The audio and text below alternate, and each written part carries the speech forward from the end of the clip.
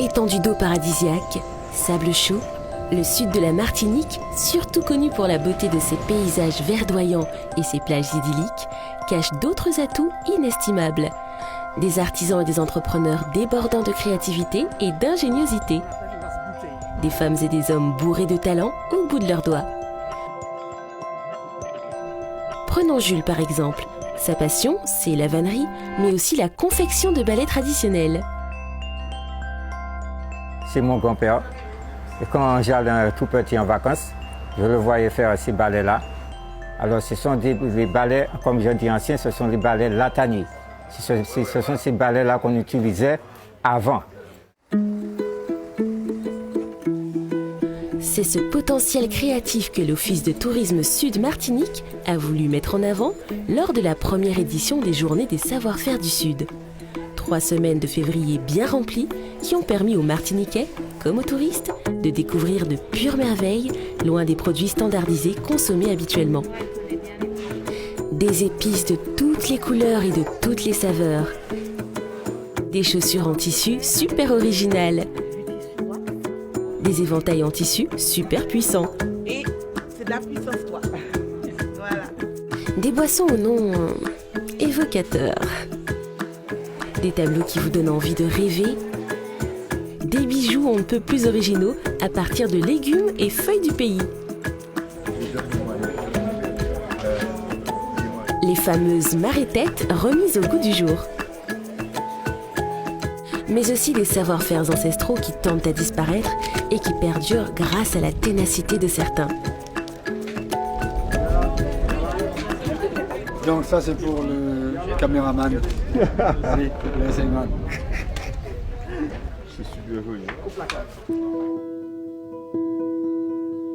Nous nous sommes arrêtés à Ducos, à l'habitation du Châtel, où le public a pu découvrir le dur labeur d'un mette à manioc.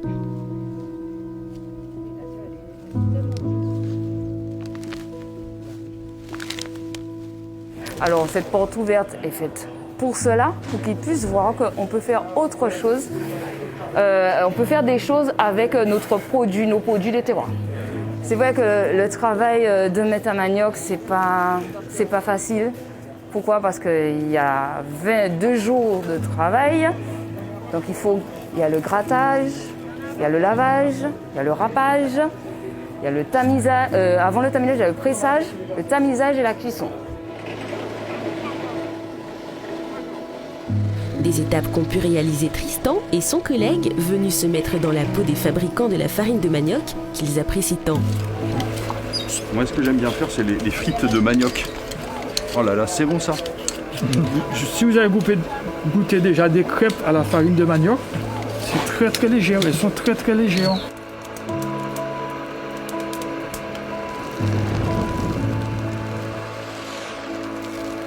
Une farine très fine qui permet la réalisation d'acras, la friture d'aliments, mais aussi la confection de pâtisseries ou encore des fameuses cassaves.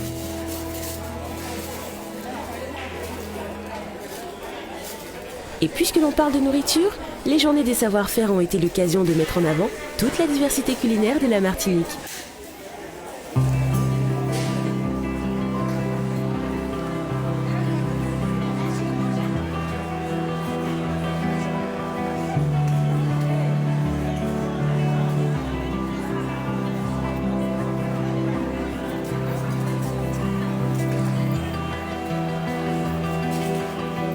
Moi, je suis chef itinérant, je fais des ateliers de cuisine et je fais des petites productions locales, uniquement à partir des produits du domaine de la bergerie.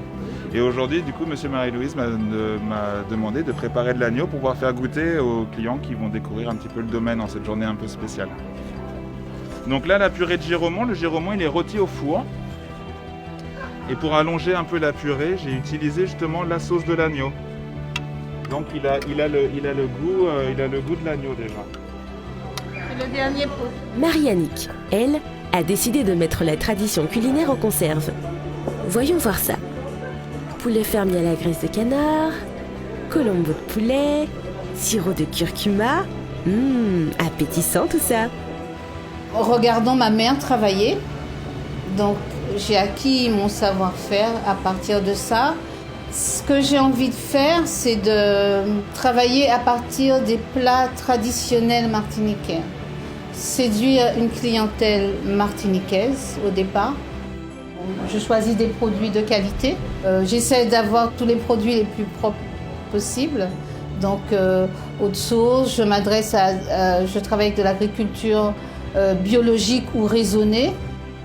Justement, les agriculteurs ont eux aussi été mis en avant lors de ces journées, car du savoir-faire et de la patience, ils en ont. C'est une vocation, donc il faut aimer l'agriculture, c'est pas dur. Dès lors qu'on aime et qu'on met son âme et ses tripes dans quelque chose, c'est pas difficile après ça se fait. Donc c'est une histoire de famille, donc de génération en génération, ça s'est perpétué, et voilà. Mais c'est vrai qu'il ne faut pas avoir peur de la pluie et du soleil non plus. S'il y en a qui ont besoin du soleil et de la pluie, ce sont les magnifiques fleurs du jardin de la montagne de Monsieur Babot. Une plongée apaisante et dépaysante à 500 mètres d'altitude. Le jardin de la montagne, on l'a créé depuis, ça nous fait 18 ans qu'on l'a créé. Ouais. Alors auparavant, c'était plus la vente, on avait des fleurs. Et après quelques années, les gens ils venaient acheter des fleurs. Et puis on a décidé de faire la visite, parce qu'eux ils voulaient faire des photos. Alors on s'est dit, bon, pourquoi pas. Et puis on a agrandi, et puis on a mis d'autres variétés de fleurs. Et puis depuis ce jour-là, on reçoit des gens, et puis on leur fait visiter, guider, expliquer et tout. Une visite qui permet de découvrir des plantes méconnues du public, mais aussi venues d'ailleurs, telles que le fameux papyrus pouvant atteindre 3 mètres de haut. On a de la cannelle, on a du bois d'Inde, du curcuma, on a le guajilote, la papaye, les perles de Zanzibar, les graines de réclus et puis les cornichons. Et puis aussi on a du café. On a un peu tout, hein. Ouais. Une nature pleine de couleurs qu'auraient certainement apprécié les abeilles d'Angélique à quelques kilomètres de là. Vous allez voir qu'il y a une particularité. Alors ce miel avec lequel on a eu la médaille d'argent, ça fait 3 ans la forme de parole. La miellerie est née d'une passion, donc celle de mon père. Donc ça fait déjà une 30aine d'années qu'elle existe. Et moi, quand j'ai regagné la Martinique, je me suis rendu compte qu'il y avait beaucoup de boulot et j'ai emboîté le pas. Donc, au niveau de notre production, nous sommes présents un peu partout sur l'île. Hein. Nous avons des ruches aussi bien dans le sud, mais aussi dans le nord. C'est un choix, puisque ça nous permet quand même de pouvoir présenter à nos consommateurs, à nos clients, un panel en termes de saveurs qui laisse une belle liberté hein, pour pouvoir choisir. D'ailleurs, un embarras de choix. Voilà.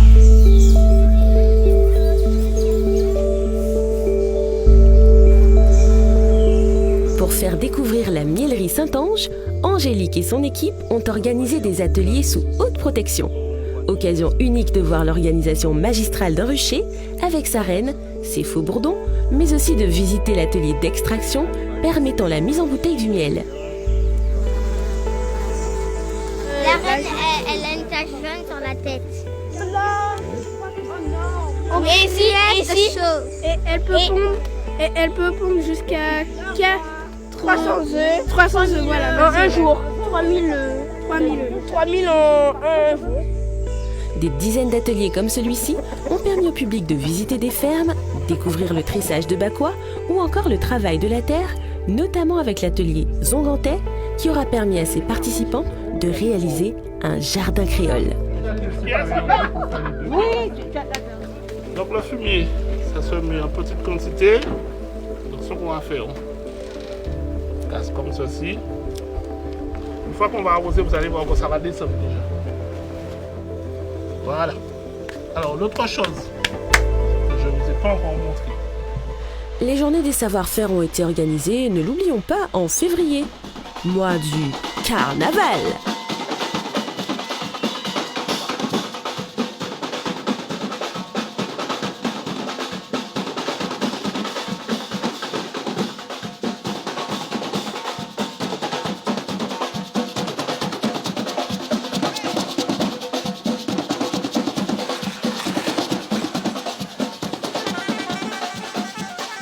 Nos reines et mini-reines du Sud ont donc naturellement été mises à l'honneur et à travers cela, le savoir-faire des créatrices couturières et maquilleuses, toutes débordantes d'imagination. Je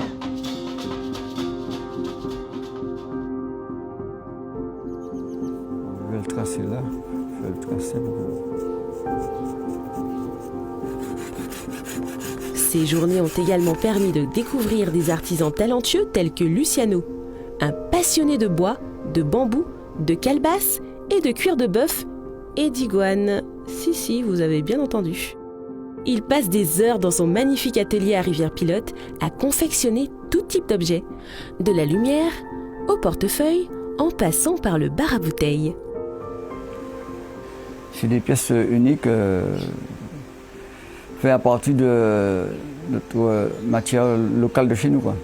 Ouais, voilà un petit trophée en bois de mahogany avec du sable. Donc, alors ça représente le logo de la ville de Rivière-Pilote. Et un travail comme ça, il faut compter à peu près 15 jours à 22 jours.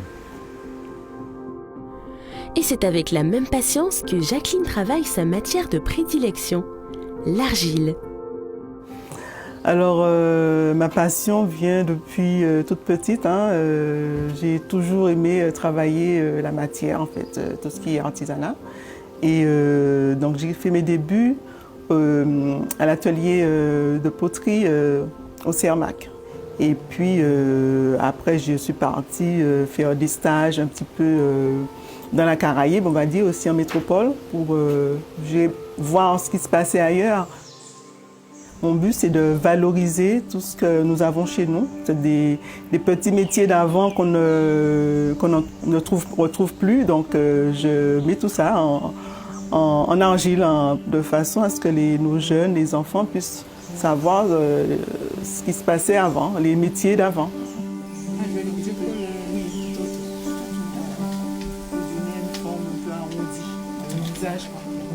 Cette passion, elle a voulu la faire partager lors d'ateliers organisés dans ses locaux.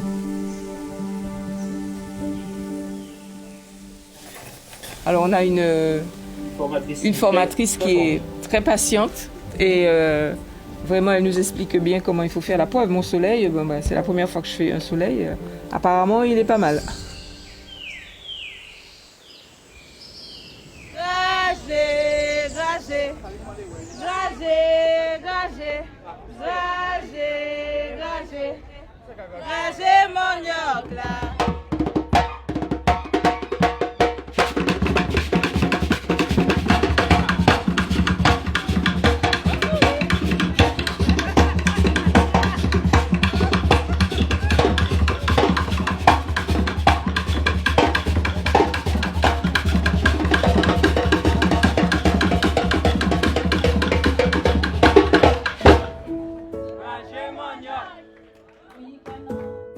Visites de fermes, randonnées, marchés artisanaux, découvertes d'artisans tous aussi originaux les uns que les autres, l'Office de tourisme Sud Martinique aura voulu mettre en avant, lors de ces 3 semaines, les savoir-faire des femmes et des hommes de son territoire. Les journées du savoir-faire du Sud ont reçu un accueil très favorable tant de la part du public, donc les Martiniquais mais aussi les touristes, mais que de la part des exploitants et des artisans. Il faut savoir que les exploitants et les artisans qui ont pris part à ces journées, finalement, ont réalisé plus de ventes et souhaiteraient être encore associés aux futures éditions. Alors, quant aux touristes et aux Martiniquais qui rencontrés sur les marchés, eh bien, là aussi, ils ont exprimé leur satisfaction vis-à-vis de cette manifestation qui leur a permis de découvrir nos exploitants, nos artisans qui proposaient des produits de grande qualité.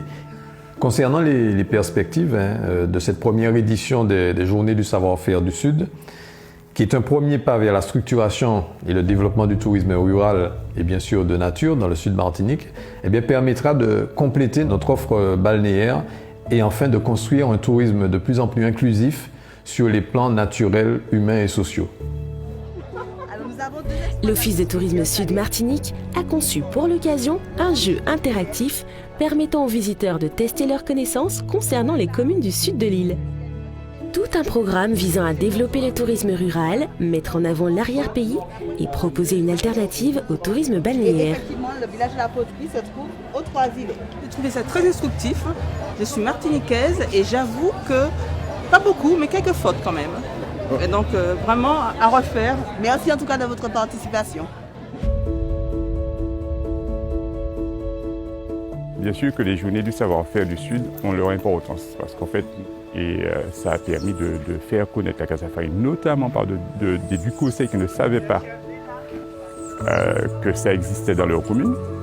C'est bien de faire ça parce que sans ces manifestations, on n'arrive pas à connaître parce qu'on a beaucoup de frais à donner tout seul et avec ces coups de main-là, ça nous aide beaucoup. Le fait d'être avec plusieurs artisans, il y a un intérêt puisque les gens viennent parce qu'ils découvrent tout le savoir-faire qu'il y a sur le territoire. Les artisans ont vraiment un savoir-faire et il faut qu'on les mette en valeur.